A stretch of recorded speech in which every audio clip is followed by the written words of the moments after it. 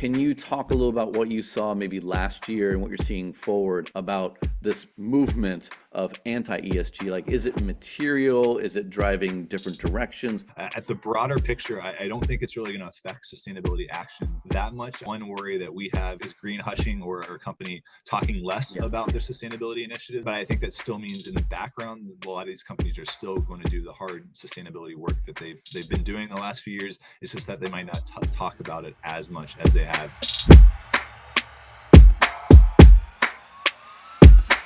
Welcome back, everybody. Rich Brubaker, founder of Collective Responsibility, here today with another episode of the Sustainable Ambassador Podcast. Through this podcast, I'm speaking with global leaders of sustainability and about the work they're doing to elevate the challenge that we see in our communities, cities, countries, and in the global environment. The simple goal here is to engage and inspire you to find ways to take your next step along your own journey. It's a journey that I really hope will result in the deployment of sustainable solutions, programs, platforms, and collaborations as we're moving forward. And I think in this episode, I'm really excited to be joined by Andrew Engel, who is a research and networks manager with ERM Sustainability Institute. Through his work, Andrew is authoring reports, briefings, and blogs on a range of topics designed to provide business leaders with actionable insights and deeper understanding on the rapid evolving sustainability landscape. Most recently, that was in the 2024 annual trends report entitled The Next Steps for Sustainable Business, where they identified and spoke to about 10 trends and corporate responses. Andrew, thank you very much for taking the time to join the podcast. It's really great to have you here with us to talk about the work that you're doing, but also about the research insights that you found over the last year and that you've been presenting, more recently. Before we get started, though,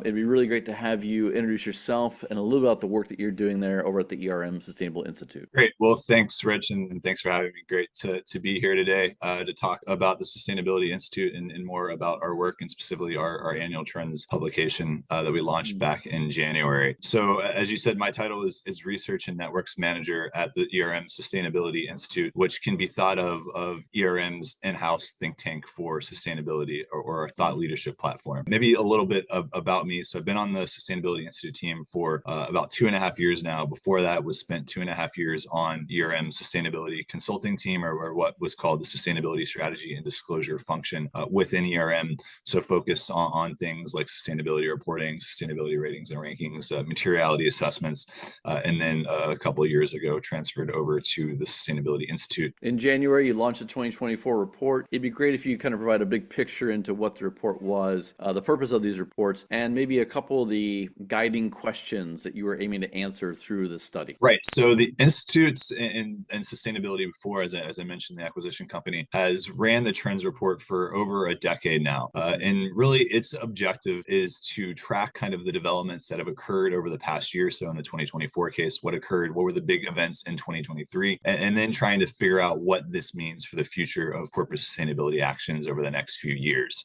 So it's kind of a look back with a look forward taste. We're trying to take what's happened in the sustainability space, whether that's a policy development, whether that's a stakeholder push, whether that's an investor-led push, something that's influencing the action. And in this 2024 version of the report, we've called key accelerators. So whether it's the corporate sustainability reporting directive out of the European Union, that's kind of an accelerator that's pushing action in a particular place. And then we're looking at how companies are likely to respond or have been responding to these accelerators.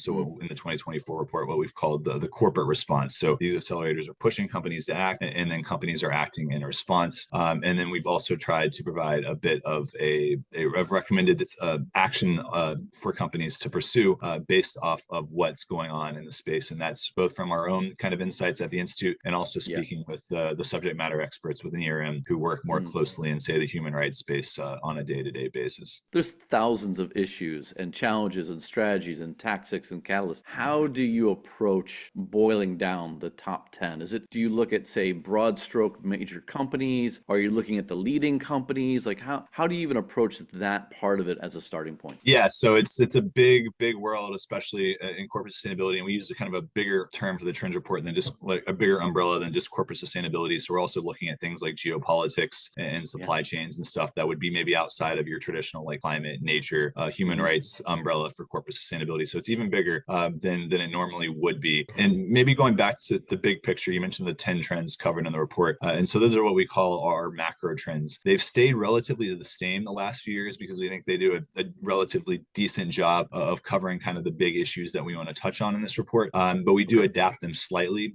in the 2024 version, we have the streamlining sustainability disclosure trend, which is a newer trend. We had everything, and we had disclosure plus ESG and the integrating ESG trend in a couple for a few years, but we pulled disclosure out just because of all the disclosure developments that happened in 2023. And then the navigating the evolving political landscape is another one that is new this year, just because of the kind of refocus on politics and geopolitics that companies are placing, given all the developments that have happened in 2023 and then in 2022 as well. So those 10 macro trends have stayed relatively the same. And then what really changes is the sub trends within each of those trends each year. And so speaking of the trends, what were some of the big findings from the report, and maybe some of the takeaways that you found really interesting from this? Yeah, I think the first one, and I've already mentioned a few times, but disclosure. There's three main disclosure developments that I'd point to as kind of defining why this is such a big trend. The first is the European Union's Corporate Sustainability Reporting Directive, which has entered into force in January, and really going to kind of define how companies in the EU and also with operations in the EU will report on corporate sustainability. So I think that's going to help bring uniformity to space that was lacking in the past. The second development I'll point to is the International Sustainability Standards Board. They released their general sustainability disclosure standards and their climate-related disclosure standards.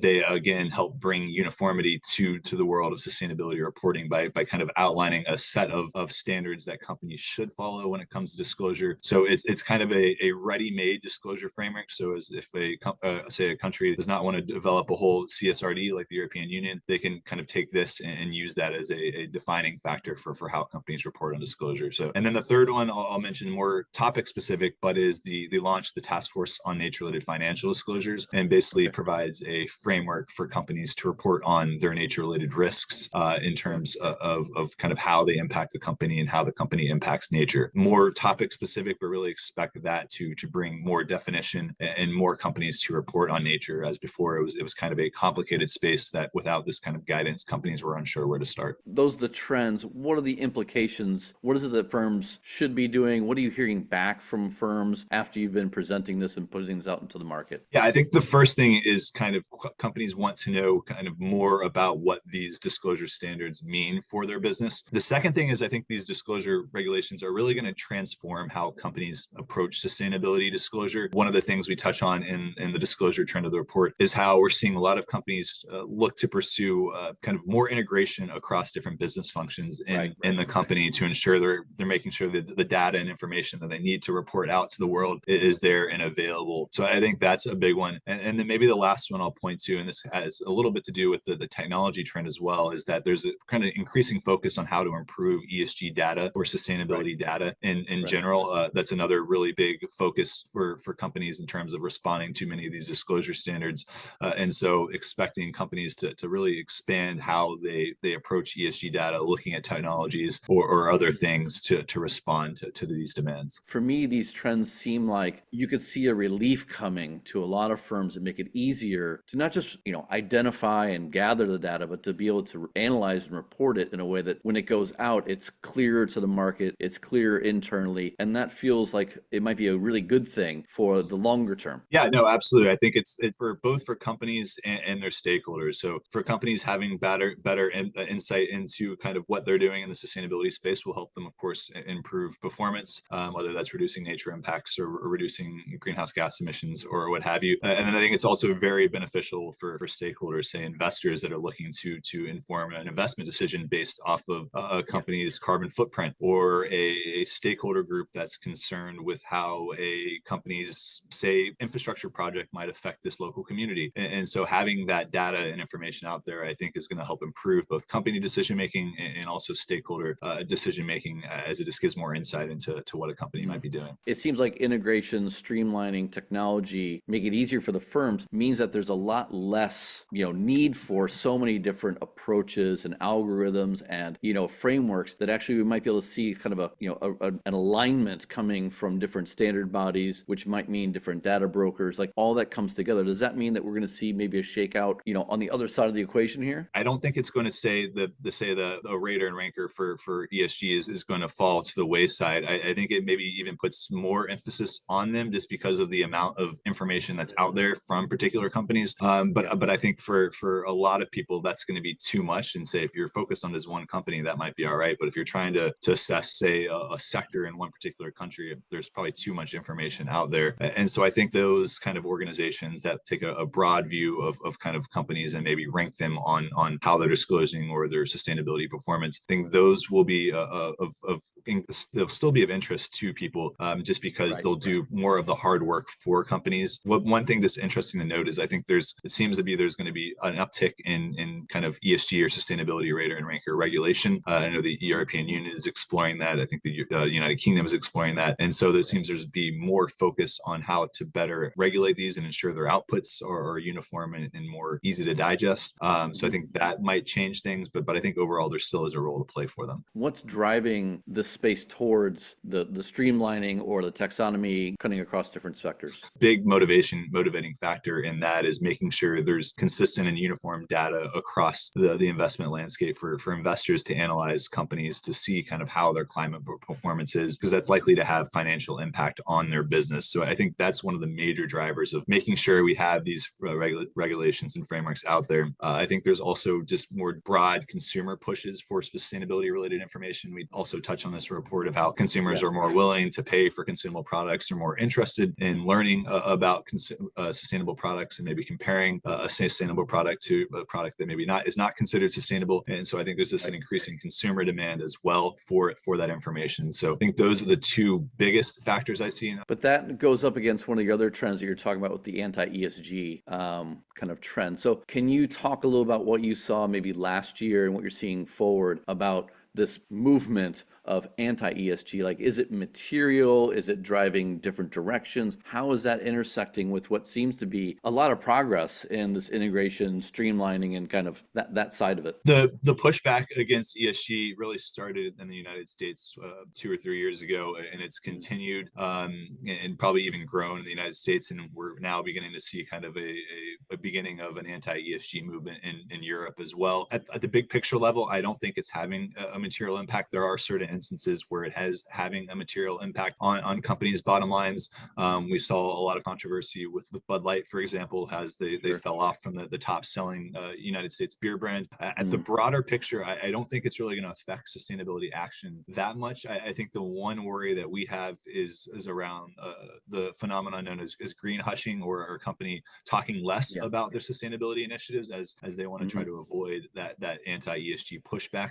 But I think that still means in the background, a lot of these companies are still going to do the hard sustainability work that they've been doing the last few years. It's just that they might not talk about it as much as they have. What are some of the issues that are of topic and of trend right now? Is it still climate change that is the trend? Are there other trends that are really important? I think climate change is probably still the number one focus of companies' sustainability efforts, both because of impact and also I think it's still an enormous problem to tackle. But in terms of identifying kind of the next steps that companies can take, you have your greenhouse gas emissions, you kind of have your physical assets. You can kind of get a sense of kind of the impacts climate's going to have on your business. So I think because of both the pressing nature of it and its kind of approachability, it's probably still number one. We've mentioned in the trends report, I think last year and this year, around nature really becoming that second big sustainability topic. This is due to things like, as I mentioned earlier, the Task Force on Nature-related Financial Disclosures, but also developments that happened at COP15 back in 2022, in December of 2022 in Montreal, which is the Nature COP. They came to the Kunming-Montreal Global Biodiversity Framework, which is basically a Paris Agreement for nature and biodiversity. And so I think that's really raised people's attention to nature, and companies are increasingly putting their focus into tackling it. What happened to waste this year? I mean, it was a huge topic 3-4 years ago. Is that still a hot topic these days, or has that fallen off because of economic issues or because it's been solved? Or so still a very big issue. I think it's probably 2024 will be even bigger. The United Nations is currently negotiating kind of a global plastic treaty to help reduce and end plastic pollution. And so I think that'll bring a lot of limelight back to the waste issue. I think we're also seeing a lot of consumer pushes. I mentioned earlier about consumer preferences for sustainable products. I think that's only going to help accelerate companies to adopt more maybe circular solutions. So I think that's still definitely a big issue there and is likely to only to increase going forward. So yeah, definitely talk about that in the report. But I think in terms of its position, it just seems to not be getting the same attention that say climate or nature would be getting among companies currently. Stepping to a different direction, who really kind of, broke out of trend over the last, few years to take it to another level? And what do you think is driving them? Yeah, that's a great question. I think in terms of kind of the drivers of the most impact, I think it's still policymakers and financial actors.